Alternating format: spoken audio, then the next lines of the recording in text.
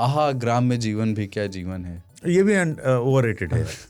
हम कहते हैं गाँव की जिंदगी, गाँव 2 दिन रहो तो खुद ही कचोटने लगता है। आप जी चुके हो ना, नहीं जी चुके नहीं, जो नहीं जिया है हाँ। उसको बहुत रोमांटिक लगता है 2 दिन के लिए। हम लोग तो जिए हुए हैं, हाँ, हमको पता है गांव में क्या होता है, हमको मालूम है गांव की हकीकत। लेकिन पर यह है कि गांव में रहने के दौरान आदमी जो सपने देखता है उसमें लगभग शहरी सुविधाओं की कल्पना होती है।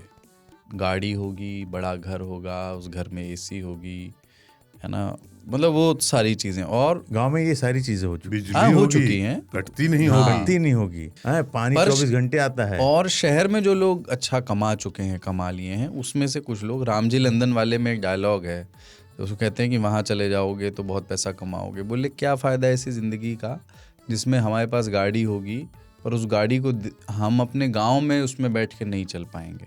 हमारे गांव में किसी को पता ही नहीं होगा कि हमारे पास गाड़ी है, तो हम रहेंगे तो रसोइया ही कहलाएंगे, तो रसोइया ही हमेशा। ये वाला भाव भी तो रहता है कि शहर में आप कितना भी कमा लीजिए पर उसको शोकेस अपनी जन्मभूमि में नहीं कर पाए तो क्या फ़ायदा फिर। देखो ये है, ये बात सच है ना।